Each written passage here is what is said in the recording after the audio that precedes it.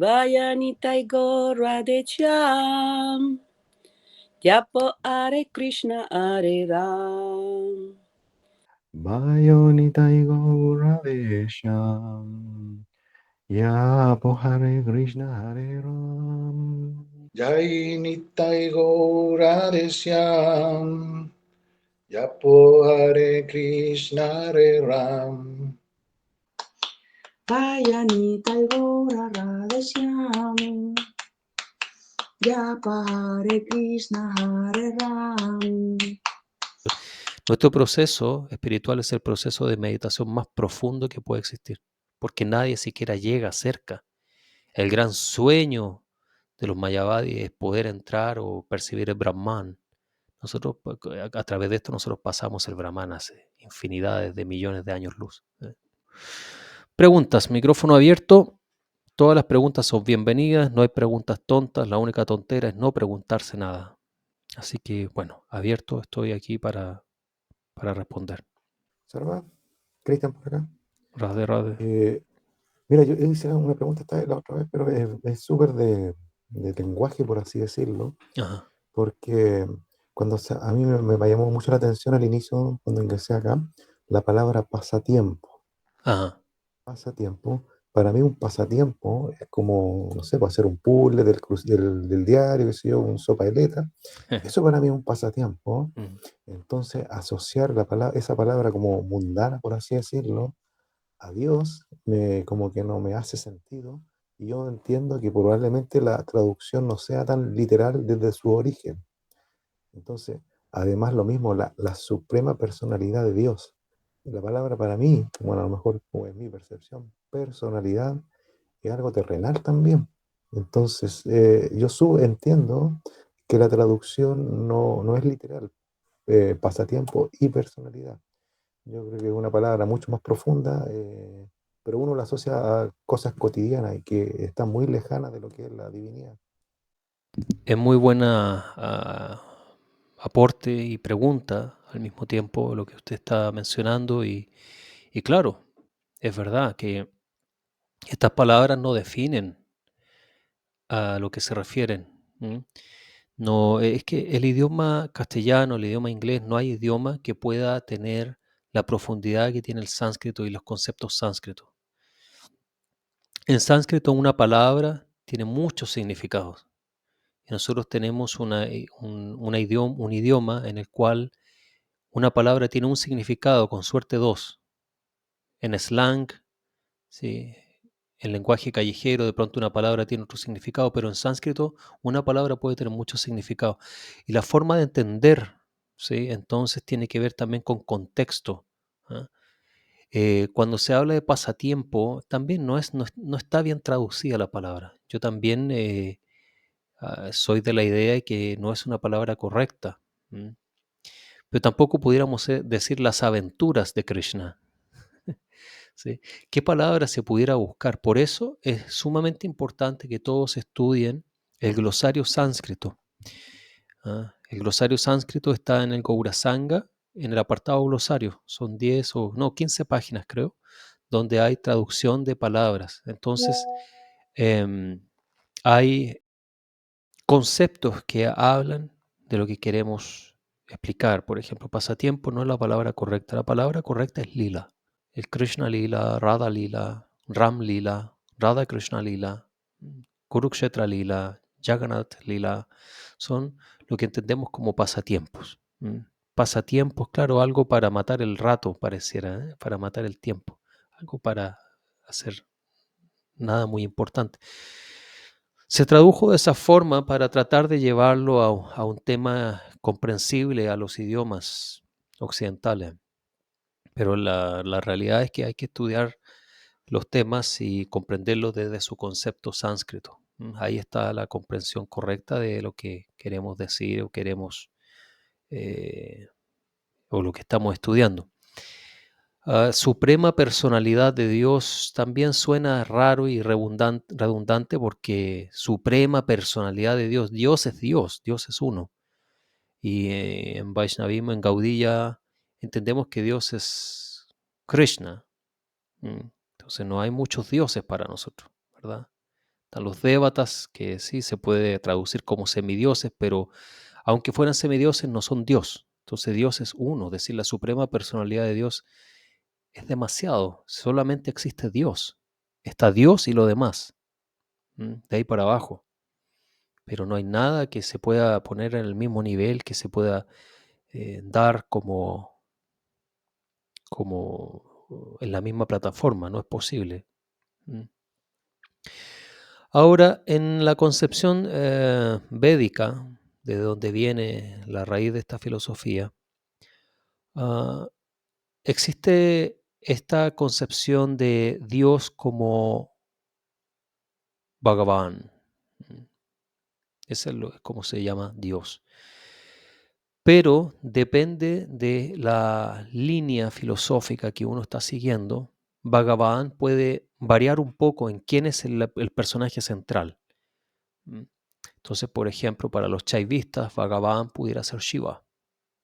Ellos dicen Shiva es Dios. Y Vishnu es una expansión de Shiva o es paralelo a Shiva en la visión de ellos. Pero primeramente es Shiva, porque ellos son shivaístas, ellos siguen a Shiva. Al mismo tiempo, para el Vaishnava, a modo general, el Vaishnava diría que Dios es Vishnu. Por eso se llaman Vaishnava, Vaishnu, Vishnu. ¿Ya? Entonces ellos van a decir, Dios principal es Vishnu, Dios. Y luego está Shiva y Brahma, que es el creador y el destructor del universo. Y es la Trinidad, el Trimurti, las tres deidades, Brahma, Vishnu, Shiva. Entonces, incluso a nivel filosófico, se ocupa una palabra que es Swayam Bhagavan. Y Swayam significa el completo, el absoluto.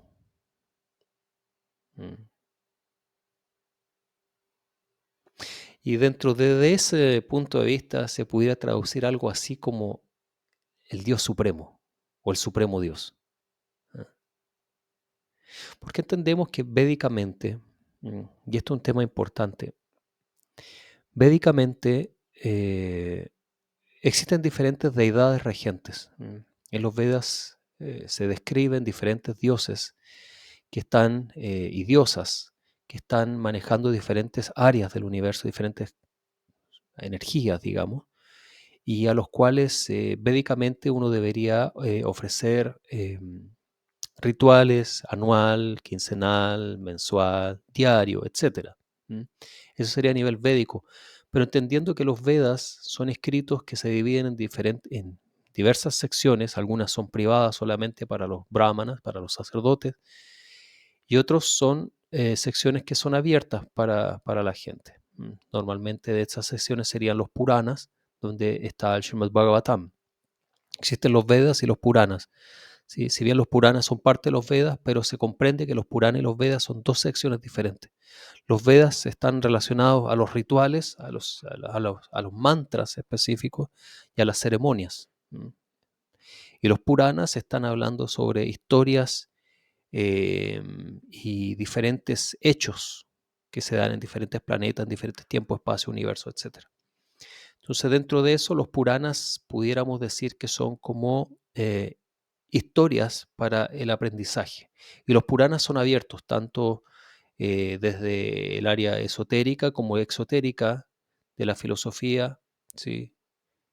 En sus tiempos, los tiempos védicos, los brahmanas estudiaban los Puranas y los que no eran brahmanas podían estudiar los Puranas, pero los Vedas, como el Rig Veda, por ejemplo, no se podía estudiar por aquellos que no eran brahmanas de nacimiento.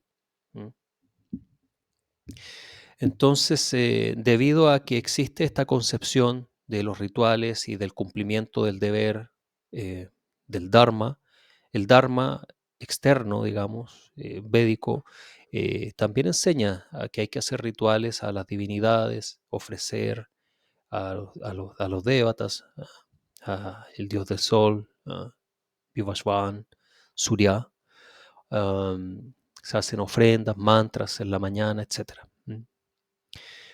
Pero para todas estas concepciones que son pueden ser infinitas a nivel galáctico, entonces se llega a una palabra para cuando hablamos de Bhagavan, tú puedes decir, si por tu dinastía, por tu nacimiento, familia, cultura, país, planeta, te toca adorar al sol, por ejemplo, que la adoración principal es el sol, en este mismo planeta, los pueblos nativos, muchos pueblos nativos tenían adoración al sol. Ese era el dios regente, el dios supremo, ¿verdad? Para ellos. Y otros tenían otras divinidades regentes, diferentes pueblos, diferentes culturas. Entonces, frente a esto, la filosofía, el Veda y los Puranas y los comentaristas, los sabios que han explicado todo para que sea comprensible para comunes mortales, ocupan el concepto de Swayam Bhagavan, y aquí se refiere a la suprema personalidad de Dios. No hay nadie que esté por sobre o sea igual. Ese es el concepto Swayam Bhagavan. Y la traducción puede ser bastante similar a la suprema personalidad de Dios. Pero desde una cultura occidental, nosotros, los occidentales, no tienen una visión politeísta, por tanto existe solamente un Dios para el mundo occidental. En ese sentido, suprema personalidad de Dios suena un poco demasiado, aunque esto de suprema personalidad de Dios viene desde los escritos y las traducciones de Bhaktivedanta Swami.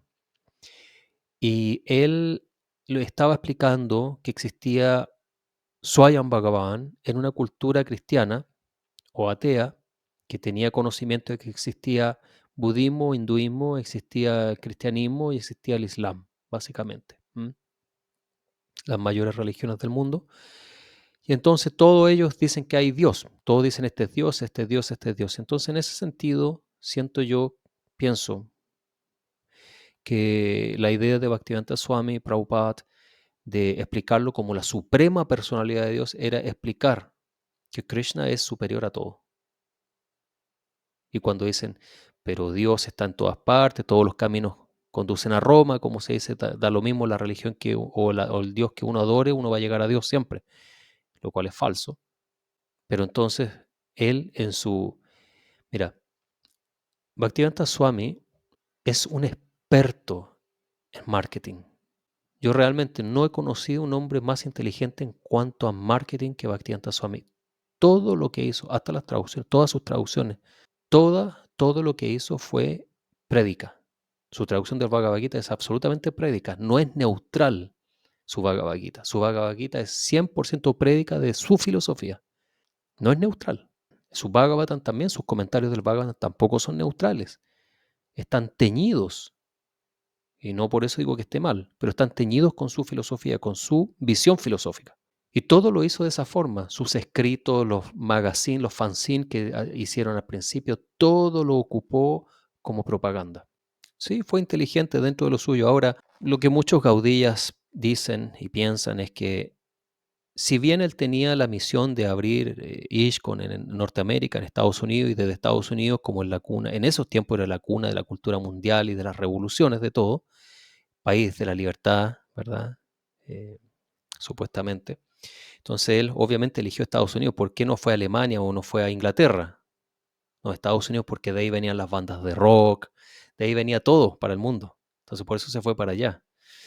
Entonces él hace sus traducciones y todo lo que hace lo hace para predicar su filosofía, la cual por lo demás hay que entender que es una filosofía particular de él. Sus hermanos espirituales y su maestro espiritual en sí mismo tienen unas concepciones un poco diferentes a lo que Bhaktivedanta Swami decía y explicaba, incluso que dejó escrito. Él como que tenía su propia filosofía. Dijo muchas cosas que no están avaladas por nadie, ni siquiera por su gurú, y él las predicó como verdad absoluta. Ahora, su escuela espiritual, bien, cada uno tiene la libertad de hacerlo. Ahora que eso corresponda al texto, o que se pueda decir esta es la filosofía de Gauranga Mahaprabhu, de los Goswami de Vrindavan, es otro tema. Es diferente, es muy diferente. Pero dentro de ese contexto, entonces, para él era positivo y comercial decir la suprema personalidad de Dios, the supreme personality of Godhead. ¿Por qué? Porque inmediatamente, simplemente por decir esto, como que todos los demás quedan abajo. ¿Se fijan? Si tú me dices, yo creo en Dios, mi Dios es este, mi Dios, yo te digo, pero yo creo en la suprema personalidad de Dios. No solamente Dios. Tú puedes tener Dios, pero yo tengo a la suprema. Es marketing. Tú dices, uy, la suprema. O sea, ¿hay alguien más arriba del Dios que me enseñaron en el colegio? ¡Wow! Debe ser poderoso. Entonces, todo lo que Bhaktivedanta Swami hizo, lo hizo así, lo hizo por prédica. Ahora, claro, el tema está en si es que, lo que les decía, si es que corresponde hacer ese tipo de cambios y impregnar de tu propia visión la filosofía, ese es otro tema. Y si es que cualquier devoto de ISKCON o de donde sea estudia los textos de los Goswamis de Vrindavan, se va a encontrar con muchas diferencias a lo que Bhaktivedanta Swami decía. Y ver esta diferencia y estudiarlo no quiere decir que uno desprecia a Bhaktivedanta Swami. Para mí, Bhaktivedanta Swami es uno de mis gurus. Para mí es un maestro todavía. Y voy a estar infinitamente agradecido porque yo conocí a Krishna por él. Yo estoy eternamente agradecido con él. Ahora, eso no quiere decir que si cuando comienzo a crecer y a desarrollar y a entender las cosas y puedo leer los textos y comienzo a ver que hay irregularidades, no quiere decir que me tengo que quedar irregular yo. Lo que tengo que entender es algo muy simple. Hasta aquí llegamos. Y agradezco todo el aprendizaje que me haya enseñado Bhaktivedanta Swami, que hay que seguir principios regulativos, que hay que tener una vida enfocada a una vida sencilla, con pensamiento elevado, que el vegetarianismo, que el no a las drogas, son los principios básicos de la estructura Vaishnava. Yo le estoy eternamente agradecido por haberme enseñado todo eso. Eternamente agradecido y haberme dicho, Dios existe y se llama Krishna, es de color azul y tiene una flauta. Soy eternamente agradecido, Prabhupada. Pero claro, llega un momento en que uno también crece y se da cuenta de que, bueno, mi camino, mi destino como alma no es el mismo camino que está siguiendo Bhaktivedanta Prabhupada. Por eso a ustedes, a todos les he recomendado leer el libro, aunque no tiene nada que ver con los Vedas, pero está relacionado espiritualmente en cierta forma, el libro Siddhartha de Germán Hesse. Porque Siddhartha estudiaba con un maestro con sinceridad y entregado, llegaba a la perfección de la práctica con un maestro. Y llegaba un momento que ese maestro ya, Siddhartha veía que el maestro tenía ciertos intereses egoístas, o que la filosofía no estaba completa, o que la filosofía se había transformado en una religión, una práctica nada más, que no está llevando a nada más allá. Entonces Siddhartha con respeto decía, gracias por todo lo aprendido, pero debo seguir creciendo. Si una persona llega hasta número 4 y yo sé que existe el número 40, no me voy a quedar en el número 4 simplemente por apego emocional. Es que mi maestro es así. No, tengo que decir muchas gracias, pero debo seguir avanzando. Si yo estoy estudiando y tengo un maestro y ese maestro yo veo que no es consecuente, que dice cosas que no hace, que predica lo que no hace, que su proceso no le funciona. Por ejemplo, cuando uno entra, según los textos y según los sadhus, cuando uno entra en Sattvaguna, en la modalidad de la bondad, a través del proceso espiritual, Vidhi Bhakti, nosotros vamos a entrar en Sattvaguna, vamos a salir de Tamaguna, vamos a dejar Rayaguna. A ver, ¿qué es Tamaguna y Rayaguna? Ustedes. Las tres modalidades del mundo material: ¿Y cómo se traducen? pasión, ignorancia, pasión y bondad. Así es. Muy bien, Ashoka. Entonces, nosotros, los seres humanos y los animales, vivimos en Tamaguna, en ignorancia. Algunos seres humanos más evolucionados viven en una mezcla de bondad, de gunas, que es entre Tamaguna y Rayaguna. Raya es pasión. Este mundo material está liderado por la pasión y la ignorancia. ¿Por qué? Porque si Para donde vemos lo podemos comprobar. Miramos alrededor y nos damos cuenta que todos tienen deseos de algo. Quiero un auto nuevo, quiero una novia nueva, quiero un novio nuevo, quiero casarme, quiero divorciarme, quiero viajar, quiero seguidor en Instagram, quiero esto, quiero... Todo es querer, querer, querer, querer, quiero esto, quiero esto. Si le preguntas a alguien, ¿qué deseas en tu vida? Y te van a decir todas sus pasiones, esos rayas. Y debido a que ignoran la verdad de qué es lo que están buscando, están en tamas, en la ignorancia.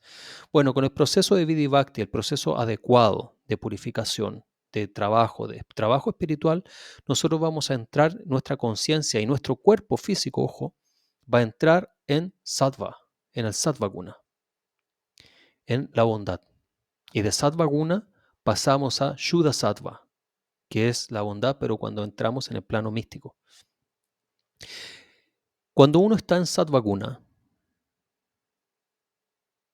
según los Vedas, según los sabios, según Guru Shastra y Sadhu, se entiende que de forma natural el cuerpo y tu conciencia, que está limpia, va a tener la naturaleza de levantarse, de despertar justo a la hora del Brahma Muhurta. Brahma Muhurta es 90 minutos antes de la salida del sol. Y en ese momento tú vas a estar despierto, por naturaleza. Por naturaleza sattva, en bondad, en pureza. Por naturaleza en ese momento tú vas a despertar porque es el momento de hacer los mantras. Es el momento en que muchos yogis místicos, siddhavavas, están viajando en el universo y están entregando sabiduría y bendiciones a las almas, a los practicantes. En ese momento es un lapso de tiempo que se da todos los días, 90 minutos inicia antes de la salida del sol, hasta la salida del sol. Entonces en ese momento es potente y aquellos que están en esa frecuencia, sattva guna, ellos automáticamente a esa hora van a despertar y comienzan a meditar. Entonces si un maestro, por ejemplo, tiene problemas para levantarse temprano, es porque todavía está en rayas. Entonces, claro, yo estoy siguiendo, hipotéticamente, o seguía a un maestro que él mismo decía que le costaba mucho levantarse temprano. Y pasé varios días cerca y cuando era muy temprano, esta persona estaba casi dormida. Le costaba levantarse temprano. ¿Es por qué? Rayas o tamaguna no ha superado estas vallas. Yo en ese momento decía, ¿qué está pasando acá? Esto no corresponde al Shastra. Porque si esta persona está avanzada y es un maestro, debería ya estar por sobre estas modalidades materiales. Debería estar a lo menos en sattva guna o en shuddha sattva, que debería ser el real estado de conciencia. Donde el cuerpo es automático, el cuerpo está bien entrenado como un guerrero. Entonces cuando yo vi eso dije, no, aquí hay algo raro. Esto no puede ser como una persona en shuddha sattva no se puede levantar temprano. Lo encontré extraño. Entonces cuando uno ve ese tipo de cosas es cuando a mi mente vienen las lecciones leídas, estudiadas en Siddhartha. Llegaste a un momento, pero no te puedes quedar aquí, porque si te quedas aquí, ya sabes cuál es tu destino. Vas a vivir con tu raya y con tu tamaguna siempre, porque no vas a tener inspiración ni vas a ver un ejemplo de cómo progresar, seguir más adelante. Entonces, ¿qué es lo que uno tiene que hacer? En ese caso, uno dice, bueno, me toca seguir progresando porque todavía no he llegado a mi tope. Sé que puedo progresar más. No me quedo ahora sentado en los laureles porque es cómodo. Si mi maestro no se levanta temprano, yo tampoco. Si no canta todas las rondas, yo tampoco. Si no habla con la verdad, yo menos. Entonces uno se prepara un techo y se murió la espiritualidad. Y comienza a hacer, ¿qué? Una religión. Hago esto por religión. Y yo, en lo personal, no me interesa. Entonces yo dije, tengo que moverme. Me concentro entonces, voy a trabajar en mi pran, en mi energía vital. Asato masat gamaya, de lo temporal a lo eterno, de la ignorancia a la sabiduría. Es el conocimiento de Dios. Vemos al mundo en paz, vemos a las personas en paz, vemos un manto sagrado de paz que cae por sobre todas las naciones, todos los pueblos, todas las aldeas. Cuando tocó el momento, yo estudiaba a Bhaktivedanta Swami, también sucedió lo mismo. Llegó un momento en que me di cuenta, a ver, espérate. Siddha Pranali es entregado maestro-discípulo. El maestro espiritual a los discípulos los bendice con este regalo divino, pero en esta tradición de Bhaktivedanta no está, de Swami Bhaktivedanta no está esta parte, y esta parte es importante porque todos los asociados y discípulos, seguidores de Gauranga, todos tienen su cuerpo espiritual. Y los devotos y los discípulos de los Goswamis también recibieron. Por misericordia, uno no se lo puede ganar, uno no hay capacidad para eso. Uno sí puede mostrar que uno tiene ganas, que tiene empeño y demuestra fuerza. Quiero lograrlo, pero no hay un dinero que uno pueda pagar eso, ¿no? Entonces, por misericordia, el Guru entrega el pranali, el siddhadeha, el cuerpo espiritual al Vaishnava. Uno por sí mismo no puede encontrar siddhadeha, y esto es una gran confusión que algunos devotos de aquellos tiempos me decían. No, si tú cantas y haces harto seva, se te va a revelar a ti mismo. Yo decía, ya, canto más entonces, canto más. Pero no es posible. Uno no puede obtener eso. ¿Por qué? Porque a los únicos que se les revela de forma automática es a los siddha muktas, a las almas que vienen desde allá. Vienen como los Goswamis de Vrindavan, por ejemplo. Ellos simplemente meditan y ¡puf!, aparece. Ellos saben, ellos siempre han tenido, tienen la memoria de su cuerpo espiritual en el Nitya. Pero los sadhana mukta, los que alcanzamos la perfección a través de sadhana, no tenemos esa naturaleza. Por tanto, yo por más que cante, me esfuerce y no coma más si quiero, no se va a revelar el cuerpo espiritual porque no tengo cuerpo espiritual. El cuerpo espiritual es entregado, es un regalo que da Sri Guru. Entonces, Bhaktivedanta Swami no tenía esta tradición, él tampoco lo tenía. Porque no se entrega en su tradición. Dicen por ahí que por secreto se entrega aquí a algunos seleccionados. No, eso es mitología. Yo no puedo practicar una cosa así que es poco clara. Tengo que estar claro de lo que estoy practicando, saber lo que estoy haciendo y cuáles son las metas y qué debo lograr, cuándo, cómo, con quién. Entonces, en ese caso, bueno, un tema así deja. Dicen que los mismos seguidores de Bhaktivedanta Swami dicen que eso de pranal y siddhadeha es un tema de los sajayillas, de los mentirosos, los babajis. Ellos dicen. Pero resulta que su propio guru, en su línea, Bhaktivinoda Thakur, habla del siddhadeha. Él mismo recibe siddhadeha de su guru, Siddha Pranali. Entonces hay un desconocimiento absoluto de la verdadera filosofía gaudilla. Y ahí yo dije, acá hay algo raro. Luego, que Bhaktivedanta Swami diga que nosotros vamos de vuelta a Dios, como que nosotros ya estuvimos allá, y siempre dice que nosotros estuvimos allá y por envidia caemos y ahora vamos de vuelta porque nos arrepentimos, tiene menos sentido que pensar que tener un cuerpo espiritual por el Guru es una falsedad.